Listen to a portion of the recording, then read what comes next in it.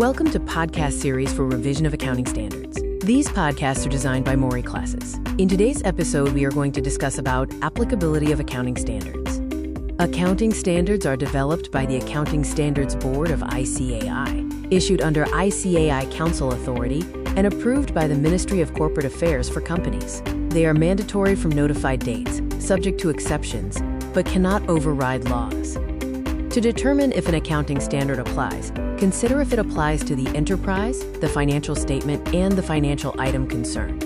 I repeat, the enterprise, the statement, and the item is the order of checking the applicability of an accounting standard. The preface to the accounting standards provides answers to these questions. Accounting standards apply to any enterprise involved in commercial, industrial, or business activities, regardless of profit orientation or charitable purpose. Exclusion is only if no part of the activity is commercial. If even a small portion of activities are commercial, industrial, or business, accounting standards will become applicable to all activities. When statute governing the entity is silent about applicability of accounting standards, the situation is covered by non-statutory compliance. In this case, the compliance is governed by ICAI. However, being a non-government entity, ICAI cannot enforce the compliance to accounting standards on general public. Therefore, ICAI members are expected to verify financial statements adhere to accounting standards. Any deviations require disclosure in their reports. It is crucial to note that management is responsible for preparing financial statements. Auditors report their opinion on them. Section 133 of the Companies Act, 2013 notifies the accounting standards for companies. The central government prescribes accounting standards as recommended by ICAI. Section 129 subsection 1 puts the responsibility on the company to prepare and present financial statements per notified accounting standards. If there is any deviation from accounting standards, then Section 129 subsection 5 require disclosure of reasons and financial effects. Section 143 puts the responsibility on auditors to report on this compliance. Accounting standards apply only to material items. Materiality is context dependent. It is not just based on size. It is defined as all those items whose omission or misstatement could influence economic decisions. All material items should be presented separately and should not be clubbed with other items. Accounting standards aim to enhance transparency and comparability in financial reporting. Therefore, they are aligned with the Companies Act or any such act which is aimed at administration of different business entities. However, tax laws are not for administration of business entities. They are the part of fiscal policies of the government. The allowances for tax deductions and exemptions are based on economic policies of the government. Therefore, an expense in the statement of profit and loss doesn't automatically mean it's tax deductible. Therefore, the accounting standards and the results shown by the financial statements prepared on the basis of accounting standards are not necessarily acceptable to the revenue authorities. Accordingly, the central government has notified 10 Income Computation and Disclosure Standards, ICDS, under Section 145(2) of the Income Tax Act 1961. These are for computing taxable income for most assesses using the mercantile system, effective from assessment year 2017-18. A list of these standards is given on the screen. Now our discussion is focused on accounting standards and not on ICDS. As discussed earlier, the applicability of accounting standards for corporate entities is decided by central government, and for non-corporate entities, it is governed by ICAI. The ICAI classifies non-company entities into Level 1, 2, 3, and 4, MSMEs, for accounting standard applicability. For corporate entities, the central government has given only two-level classification as small and medium-sized companies, SMCs, or non-SMCs. Let us focus on ICAI classification for non-corporate entities first.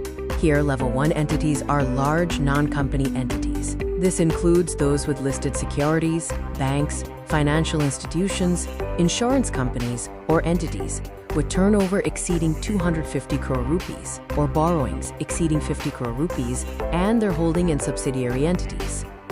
Level 2 entities are medium-sized non-company entities not classified as Level 1. They have a turnover between 50 crore rupees and 250 crore rupees or borrowings between 10 crore rupees and 50 crore rupees, including their holding and subsidiary entities.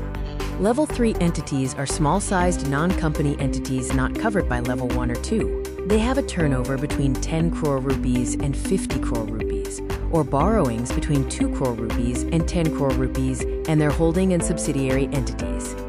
Level 4 entities are micro-entities, comprising all non-company entities that do not fall under Level 1, Level 2, or Level 3 classifications. Level 1 entities must fully comply with all accounting standards. Levels 2, 3, and 4 non-company entities are smaller in size. Their capital base, turnover, and borrowings are smaller. Hence, they receive certain exemptions or relaxations. This system is just like licensing system for vehicle driving. A bicycle has very limited potential to cause damage to others. Hence, a bicycle driver is exempted from applying license before start driving it. But a motorbike, car, multi-axle vehicle will need proper license to drive. And for aeroplane, not only license, but periodic training and testing is also required. Exemptions mean a particular provisions of specified accounting standards are not applicable. And relaxations means the standard applies, but with modified or less stringent requirements, especially for disclosures. MSMEs using exemptions must disclose their level in compliance with applicable AS. If an MSME ceases to qualify for an exemption, standards apply from the current period without revising prior figures, but disclosure of previous status is needed. If an entity's classification is lowered due to reduction of turnover, capital, and borrowings, it still needs to follow the standards applicable to its earlier class. The exemption gets operative only if lower classification persists for 2 consecutive years. If an entity decides not to avail exemption, then the fact must be disclosed. Now let us focus on classification under the Companies Act. Here the classification is only of 2 levels, SMC and non-SMCs. Here SMC is similar to level 2, 3, and 4, as per classification of non-corporate entities by ICAI. It means to be classified as SMC, a company must meet all criteria. No listed securities, not a bank or insurance company, turnover not exceeding 250 crore rupees, borrowings not exceeding 50 crore rupees, and not a holding, subsidiary of a non-SMC. Non-SMCs are those companies that do not meet this definition.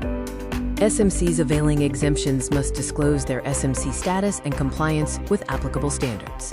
If an SMC no longer qualifies for an exemption, the relevant standards become applicable, but prior period figures need not be revised. Just like non-corporate entities, if an entity's classification is lowered from non-SMC to SMC, it still needs to follow the standards applicable to non-SMC. The exemption gets operative only if SMC classification persists for 2 consecutive years. Most accounting standards apply to all companies, but AS 17 is not applicable to SMCs.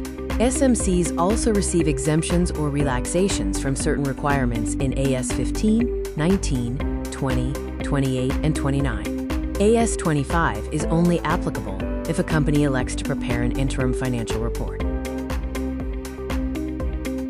This concludes today's episode on the applicability of accounting standards from the podcast series, Revision of Accounting Standards by Mori Classes.